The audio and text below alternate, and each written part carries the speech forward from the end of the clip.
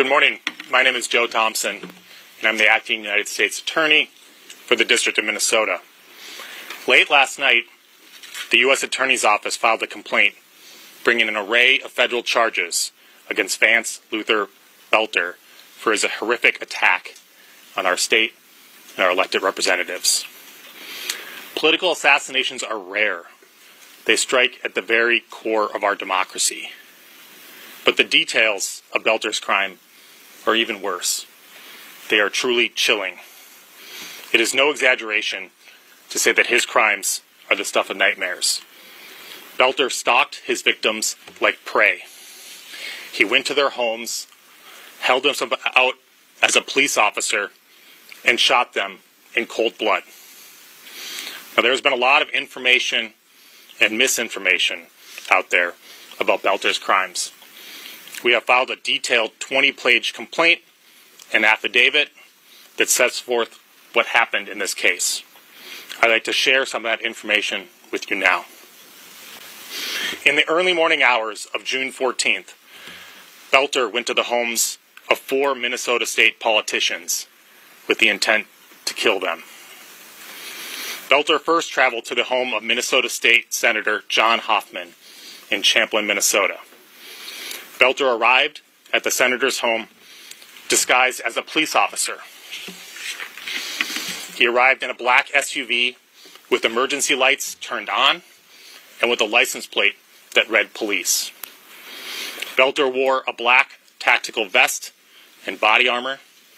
He carried a flashlight and a Beretta 9mm handgun. He also wore a hyper-realistic silicone mask.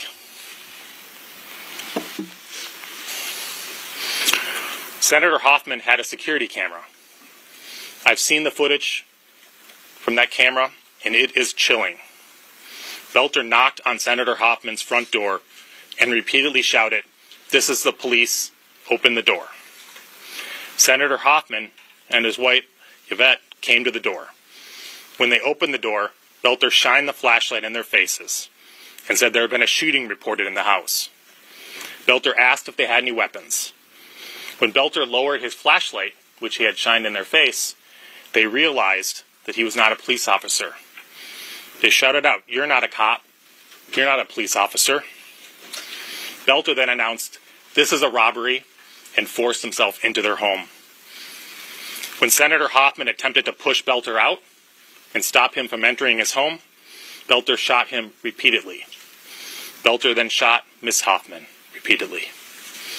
Belter fled the scene, and the Hoffman's daughter called 911. Unfortunately, the Hoffmans survived, although they remain hospitalized. After shooting Senator Hoffman and his wife, Belter traveled to the home of another Minnesota state representative in Maple Grove, Minnesota. Video surveillance showed that Belter rang the doorbell at the state representative's house at approximately 2:24 a.m. on Friday night. Again, he was dressed as a law enforcement officer, wearing a tactical vest and body armor, carrying a handgun and a flashlight, and wearing that same hyper-realistic silicone mask.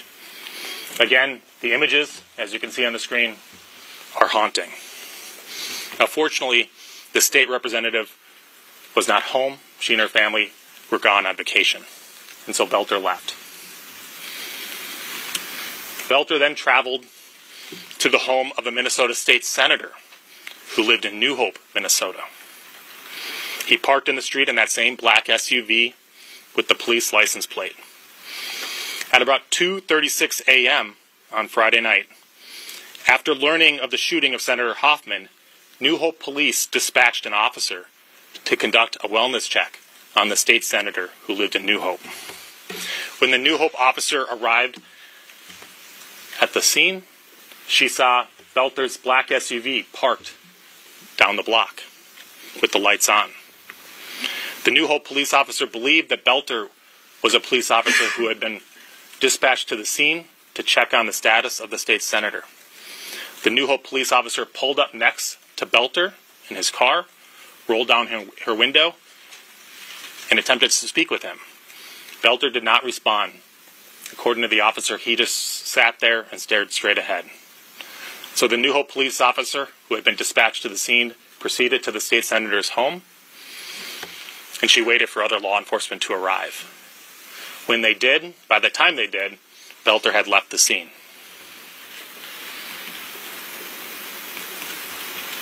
Belter then traveled to Brooklyn Park, Minnesota, in the home of Minnesota State Representative Melissa Hortman.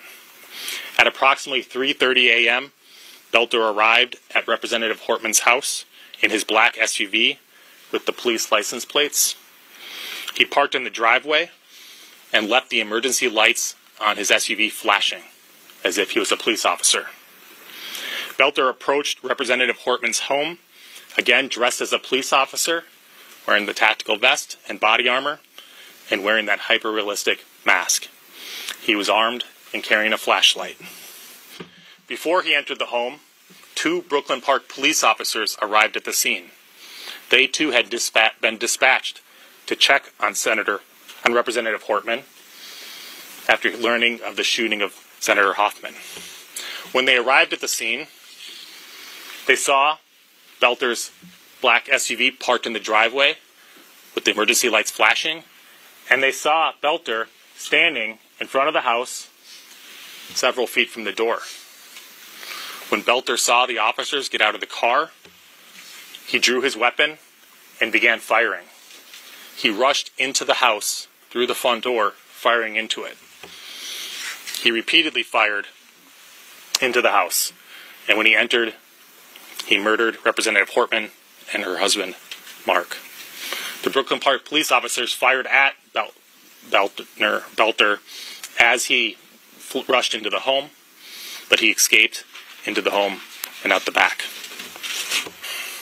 Officers recovered Belter's 9mm Beretta, along with the body armor and the mask, behind the home along his path of flight when he fled on foot. They later searched Belter's car, where they found 5 more firearms, including assault-style rifles and a large quantity of ammunition. Belter also had in his car notebooks containing a list of more than 45 Minnesota state and federal elected officials, including Representative Hortman. Now, Belter planned his attack carefully. He researched his victims and their families.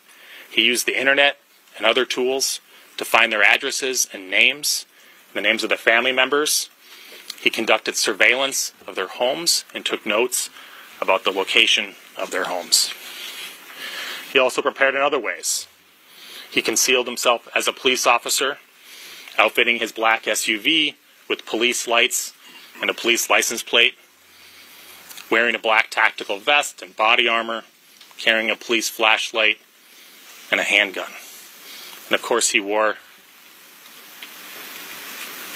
that hyper-realistic silicone mask as seen on the surveillance videos. The video of his arrival and shooting of Senator Hoffman is truly chilling. Again, it's no exaggeration to say this is the stuff of nightmares. There's a photo of the firearms found in Belter's abandoned SUV. Based on these crimes, we brought a federal complaint charging Belter with an array of federal charges. Counts 1 and 2 charge him with stalking. Count 1 charges him with stalking Representative Melissa Hortman using interstate facilities. And that's Title 18, United States Code 2261. The statutory penalties there are life in prison. Count 2, similarly, charges him with stalking State Senator John Hoffman using interstate facilities. The maximum penalty of that count is 20 years in prison. Counts 3 and 4 charge Belter with the murder of Melissa and of the Hortmans using a firearm in violation of 18 U.S.C. 924J. And these are punishable by a term of life imprisonment or even death. In counts 5 and 6, charged him with shooting the Hartmans and the Hoffmans using a firearm, and both of those counts also carry a maximum sentence of life in prison. Now, before I finish my remarks, I want to say a little bit about law enforcement and the manhunt that we've heard about the last 2 days. Over the past 48 hours, federal, state, and local law enforcement from throughout the state of Minnesota have worked together to carry out the largest manhunt in Minnesota history. Now, a lot has been said about law enforcement in recent weeks, but make no mistake, the men and women of our federal, state, and local law enforcement put their lives at risk and on the line to keep Minnesota safe. They work tirelessly, day and night, to make sure that the tragic events of Friday night ended without further violence or bloodshed. We owe them all a debt of gratitude, and they will forever have my respect and admiration. I'm going to turn it over to Special Agent Alvin Winston from the FBI. Thanks, Joe. Good morning. My name is Alvin Winston, and I serve as the Special Agent in charge of the FBI Minneapolis Field Office, which covers the states of Minnesota, North Dakota, and South Dakota. I want to begin by extending my deepest condolences to the families of the victims and to the community that has been shaken by this devastating act of violence. Our thoughts remain with those who are grieving and all who have been impacted by this tragedy. Over the weekend, the people of Minnesota and the nation have been watching closely as this case has unfolded. The Minnesota Bureau of Criminal Apprehension provided a detailed update yesterday, so I won't repeat those specifics. This was a targeted attack against individuals who answered the call to public service. The FBI's role in moments like this is clear: to stand alongside our partners, bring federal resources, intelligence capabilities, and reach to the effort, not just to apprehend the individual responsible, but to understand the full scope of the threat. That work continues. This case became the largest coordinated manhunt in Minnesota's history. We are proud to stand shoulder to shoulder with our law enforcement partners across the state. No single agency could have done this alone. And because of that unified effort, a dangerous individual was taken into custody. Let me say this clearly. Political violence has no place in this country. The FBI, alongside our partners, will remain focused on the work ahead and on ensuring justice is served. And with that, I'll hand it over to Drew. Thank you with those comments, and we're thankful today to see these charges filed. Early on, with our partners from the Federal Bureau of Investigation and other federal partners from the ATF, United States Marshal Service, and others, they provided assistance to the team of local investigators from the Brooklyn Park Police Department, Hennepin County Sheriff's Office, and the BCA that were working on this right to begin with, along with all the other hundreds of people that stepped up with the Champlain Police Department as well in this to pursue this justice. You might be asking, because we see a lot of times these cases, go in various orders when they are, but this is an indication that the United States Attorney's Office stands along with us in the state of Minnesota, that when somebody and an evil individual decides to move this and create fear in our communities and commit evil acts, that we will pursue every possible charge that we can, from the state charges that you've learned about today to these federal charges that were discussed early on. And I'm grateful for the leadership of the United States Attorney's Office and the FBI for helping us move that forward so quickly in a coordinated approach. We do that because, as SAC Winston said, in situations like this, we have individuals that step up to serve their communities. They are elected officials across our state, And when an individual chooses to target them for their role in representing all of us, it's an incumbent upon all of us to put all the resources forward to hold that individual accountable, to seek justice, and to make sure that we are working together to show the community across Minnesota and the United States that political violence is never okay.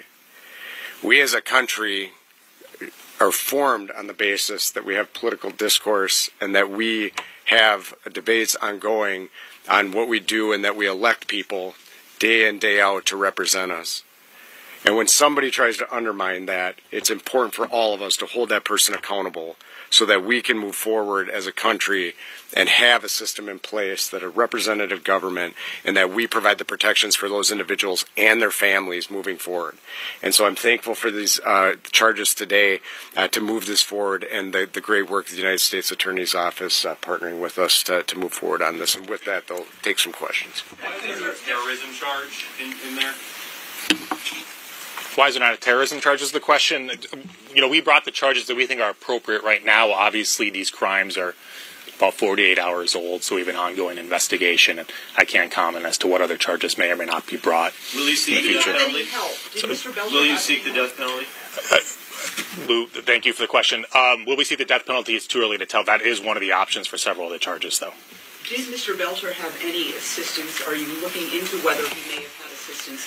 And if he did, what are the potential consequences for anybody who may have assisted him either before or after these tragic shootings? Our investigation remains ongoing in several areas, including whether or not he had anyone helping him, assisting him in either carrying out these attacks or fleeing from them. I can't comment on that at this time. There's nothing in the complaint suggesting that someone did, but the investigation is ongoing. In fact, it's just in its infancy. It's been 48 hours, most of which we are primarily focused on finding him. He was on surveillance cameras in Minneapolis shortly after these crimes occurred. Do we know how he got from Brooklyn Park to Minneapolis? Was it on foot? I don't know the answer to that. Can you offer clarity about the state charges concurrent with the federal charges? How does that all work? Does this make null the state charges or take precedence over the state charges? It does not nullify the state charges. They remain in place. Today he was brought into federal custody. He'll make his initial court appearance in federal court over in St. Paul at 1:30 Central Time this afternoon. And my expectation, based on prior cases, is the federal charges will be litigated first, but the state charges won't necessarily go anywhere. Can you speak to why investigators believe he carried out this attack and for how long he may have been planning these attacks? Well, it's pretty clear from the evidence that he's been planning these attacks for quite some time. There's voluminous writings, as you've seen in the reporting, that were found both in his car and his house about his planning, lists of names and individuals. In terms of the why, it's unclear. Can you talk about this interaction with the New Hope police? What had law enforcement been told at that point? Were they aware to be on the lookout for a dark SUV that resembled a police vehicle? I don't know. I can turn that. I don't know if one of my colleagues here know. I know that they had heard about the shooting of Senator Hoffman and being the diligent law enforcement they were, knowing that they had elected officials living in their communities, they went out to do a wellness check. I don't know more than that. You know, what I can say, and as you can, I don't know the specifics of the question and what on that, whether it is. What I will tell you is that Hennepin County law enforcement working together at that time knew of that, and so as the different jurisdictions were on duty, some of them did proactive.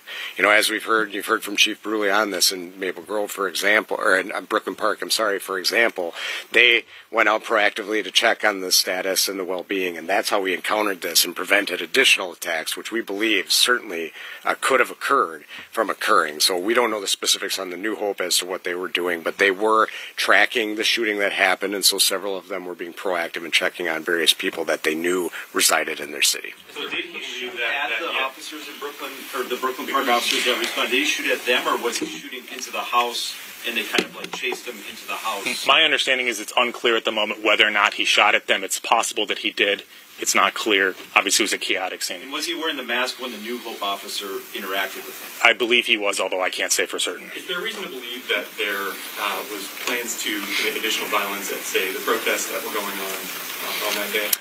I've not seen evidence of that. It's hard to say what his plan was. Obviously, he went to the homes of no less than 4 elected officials. He had a list of other elected officials, their home addresses. So To make sure that we connect the dots properly, could you name the other two officials? You know, we can't at this time. It wouldn't surprise me if they publicly identify themselves, but it's not really my place to do that if they want to protect their own privacy. What's your message to Minnesotans who may get a late-night knock on the door from police if something's going on in their communities? I mean, can you just speak on that? I'm going to let law enforcement handle that one. I don't know if someone... Sure. Please. Good morning. Police Chief Mark Bruley, Brooklyn Park Police Department. Great question. Like we sent out a message to our community when this first occurred is you always can call 911 and verify if the person at your door is a police officer. If they are a working police officer, they will be connected to a dispatch center that can validate that. So the first thing I would do is if you're concerned about it, is call 911. Obviously, there's a lot of different uniforms, and it's never wrong to do that. Can you clarify the shooting stuff? Because we were told, I believe, that the person in custody did shoot at police at the Hortman residence. That's an important detail. Yeah, so I'll answer this again. That's part of the active investigation, and I know there's been a lot that's going on, but as any time law enforcement uses deadly force, there's a walled-off separate investigation to examine that. At that time, I will tell you, we still work through. We are gathering evidence when we go through. This happened incredibly fast. What I can tell you is the police officers that were there on scene, that while they were assessing the situation, that the gunfire erupted. And we are still working through and reconstructing that crime scene. We've gathered all of the evidence related to that.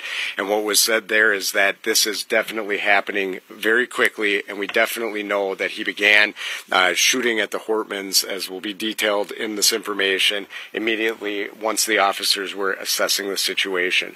Whether or not that the gunfire was returned at the officers or not, we are working through that, and we need to recreate the crime scene itself.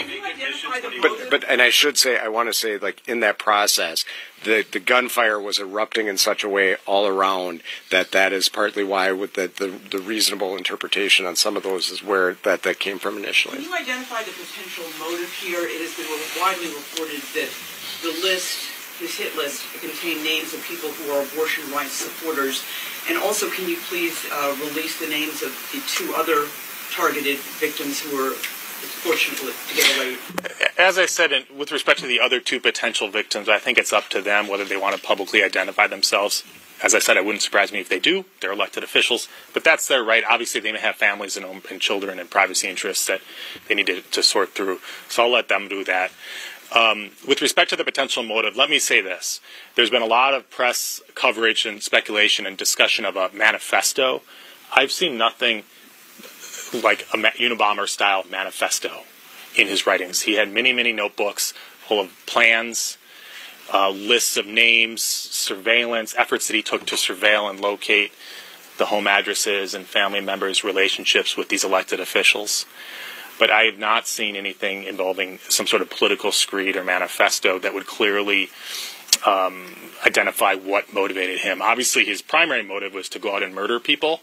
Now, they were all elected officials. They were all Democrats. Beyond that, I think it's just way too speculative for anyone that's reviewed these materials to know and to say what was motivating him in terms of ideology or specific issues. There's a lot of... Were abortion rights supporters? There were some abortion rights supporters, I believe, on the list. But again, there was dozens and dozens and dozens of names on, hundreds of pages of documents that were recovered with his writings on them. Did he confess and give more details after he was apprehended last night? I'm not going to comment on that at this time. Can you talk about how long this pre-planning and surveillance went on? Do you have any idea? It appears to have gone on for an extensive period of time. I think it's unclear. The writings appear to have been done at various times over the course of at least months, I would say. But beyond that, it's speculative. Did he have there's kind of two questions that go towards the same thing. He appeared to be involved with some kind of a home security or professional security operation. I wonder if you have any details into that. And was he familiar to law enforcement, even though he didn't appear to have any kind of serious criminal record in the state?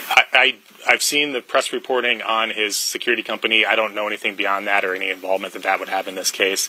And I have no knowledge of his interactions with law enforcement prior to this. Can you comment at all about, his card, the light pack, the license plate, maybe a bit of a badge sniffer? Was he obsessed with police? I have no idea. I think I skipped over the slide. The police license plate wasn't an official-looking police license plate, as you can tell. It said, I believe it was like a reflective black things that you would buy to put on like a mailbox, like your address on a mailbox. Was he a bit obsessed with do we know? I have no idea. There have been reports that his wife was, quote, detained at a rest stop in Onamia, and that in her car was found weapons, passports, and a lot of cash. She was also with 3 children. Is that true? And is the wife being investigated? Go ahead. I'll defer to law enforcement on that one. Yeah, I can answer the question. So when, the question was detained, obviously when an individual commits these, heinous acts, and we knew he was the suspect in this case, we're going to want to talk to the family.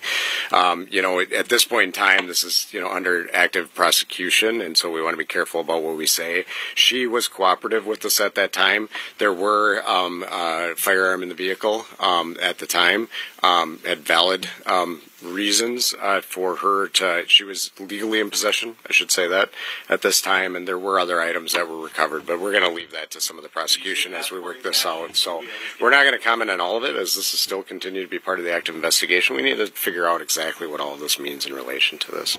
To be clear, there's not going to be a first appearance in district court then today, and then where is he being held? There will be an initial appearance in federal court over in St. Paul, Minnesota at 1:30 Central Time this afternoon.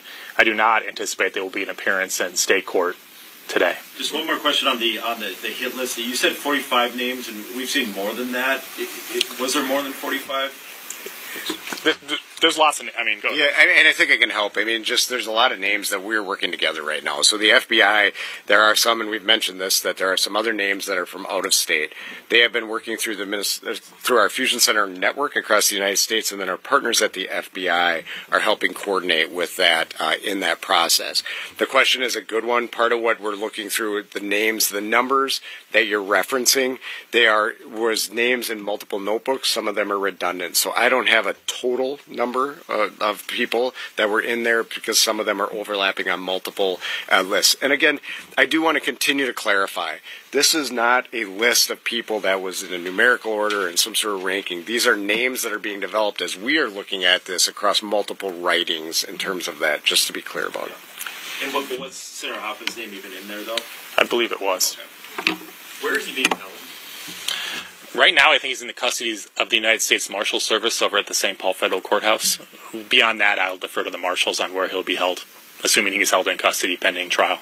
Can today's court appearance be considered an arraignment? Is there anything you can talk about what's going on today? It'll be an initial appearance because he's only charged by complaint. He has not yet been indicted. So he'll have an initial appearance, as all defendants do, before a federal judge, where he'll be asked to identify himself. The court will appoint a lawyer to represent him, or he can retain one and have a lawyer represent him. And then the court will ask whether or not we will move to seek his detention pending trial, which we obviously will.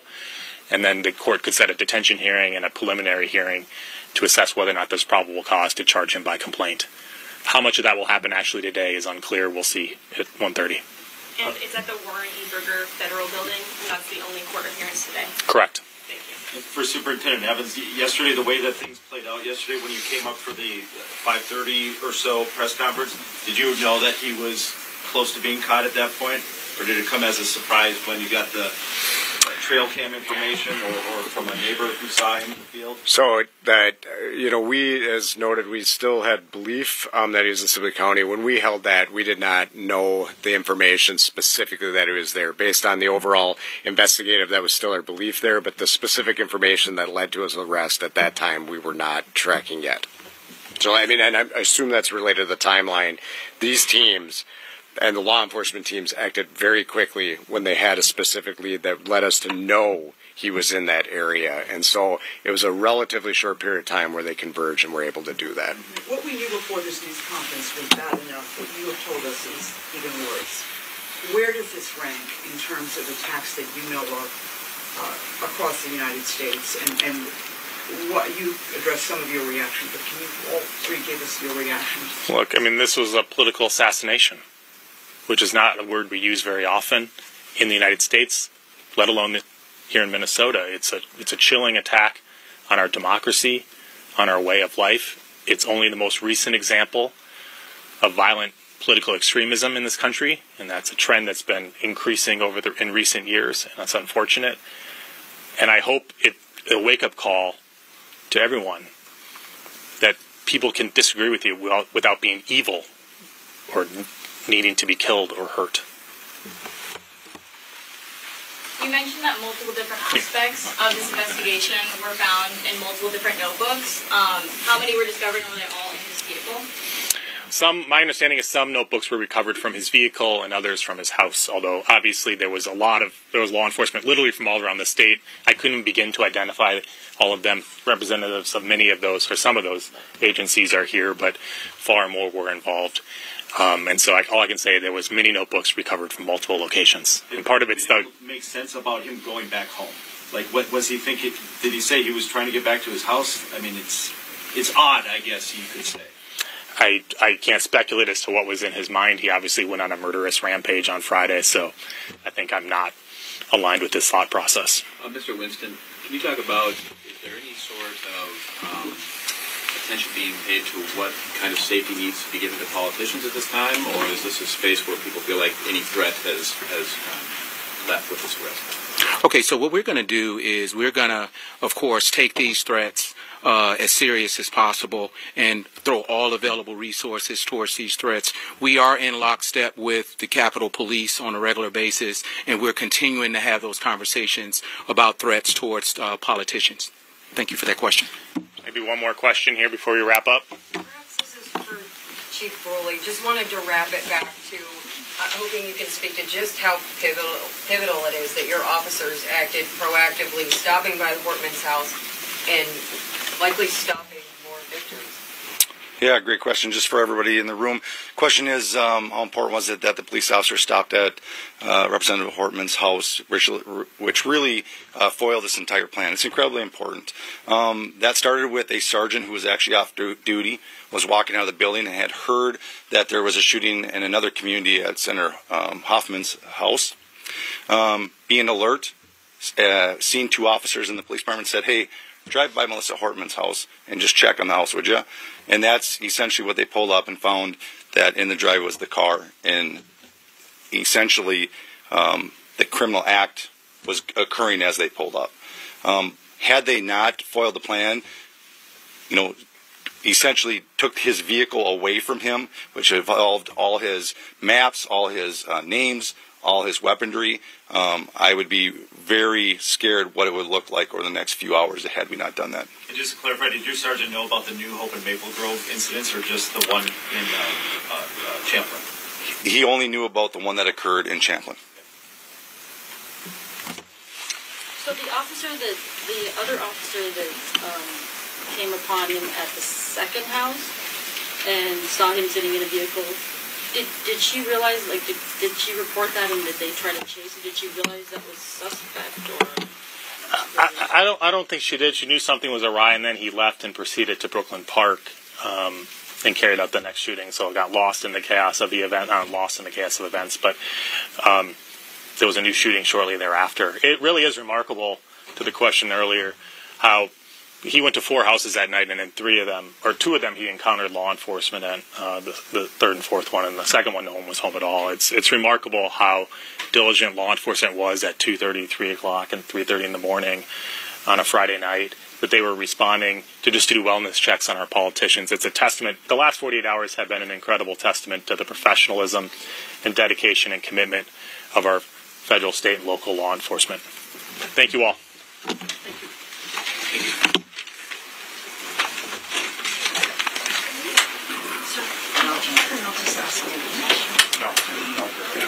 Guys, I'm going to be back in about 3 minutes with some materials, but I need to bring them.